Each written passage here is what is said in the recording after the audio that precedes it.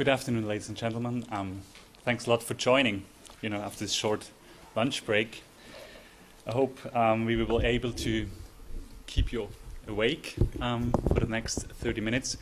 I will try to be short with my presentation so that we can really enter into discussion after my presentation.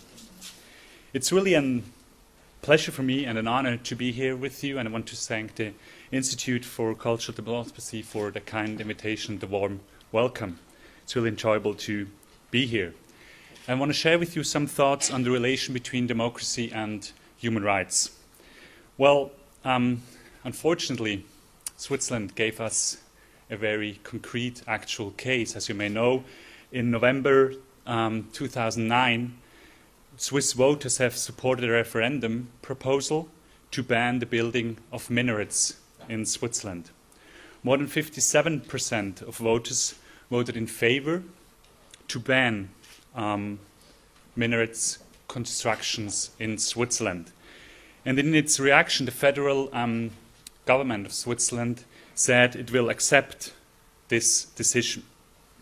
As you can see with this case from Switzerland, and it's just one example of a long story of examples for this, a democratic decision, a democratic opinion building, and then afterwards democratic decision-making process can lead to a clear violation of human rights, in this case to ban the construction of minarets in Switzerland. Why is this violating human rights? Well, just to make it short as an introductory comment, but then afterwards I will explain that further on. Well, because this ban violates the freedom to religion and it is discriminatory. As you know, the Muslim community is the only one in Switzerland which has now to respect this kind of law. Well, therefore, interesting in the relationship between human rights and democracy are questions like what does happen when a democratic decision leads to human rights violations? How should the reaction look like? For example, this one. How should the reaction look like from a democratic elected government to such a decision? Is there a democracy without human rights? These questions gain more importance every day as we live in a heterogeneous society with a variety of values and goals. The demographic development of today's society, the prognosis of migration, and the overall perspective of the development of world population indicate that the heterogeneity will intensify, and the qualitative handling of it will be a key criterion of a peaceful coexistence in the next generations and of human quality of living together. And my question then would be, could this handling be a result of democratic processes? Are human rights the minimal standards to enable the coexistence of society? A philosophical reflection of the relation between democracy and human rights should lead to a better understanding of democracy. Therefore, I will address the following points in my presentation. I will discuss democracy as a human right. Then I will show the chances and challenges of a democratic legitimation of human rights from a philosophical standpoint. And then I will discuss human rights as a fundament and frame of reference of democracy. And that hopefully will lead to some conclusions. After then, I would really like to enter with you in a discussion. Well, please allow me to start with probably the most essential element of the relation between democracy and human rights, and maybe it seems to be trivial, but later on we will see that it's not the case. I've just pointed out the Article 21 of the Universal Declaration of Human Rights, also called the democratic principle, to state that democracy is a human right, but democracy is also based on this human right to participate in the political decision process. I think I don't have to read it down. You probably are familiar with this article.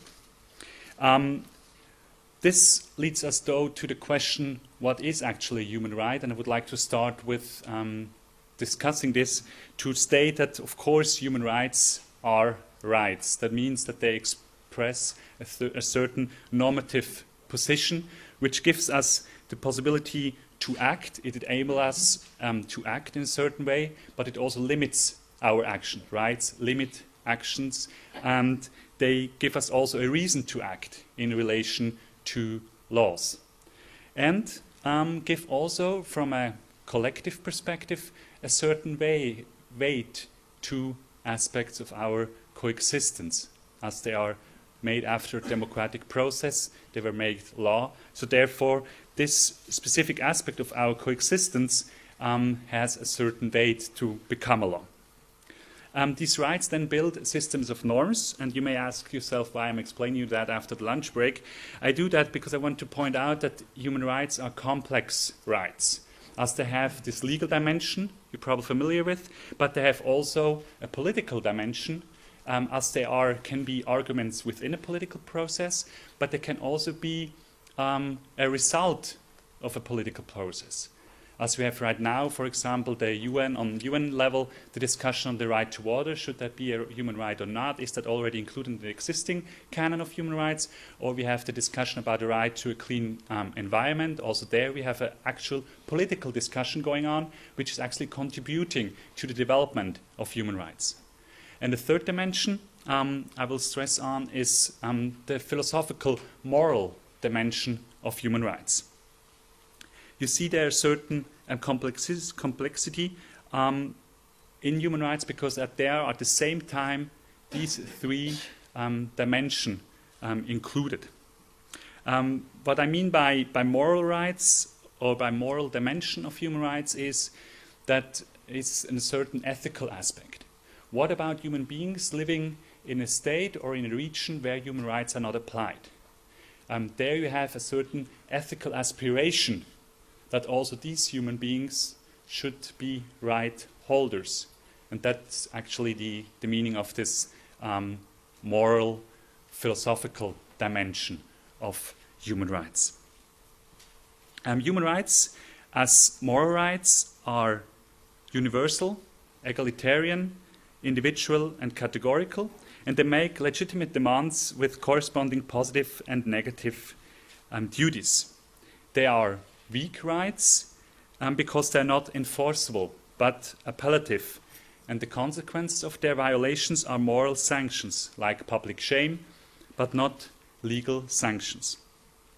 They depend on a moral justification, and I tried to explain you that the moral dimension of human rights is very important because human rights can only be claimed without any limits when there is a justification of human rights, independent from legal or political decisions by state actors.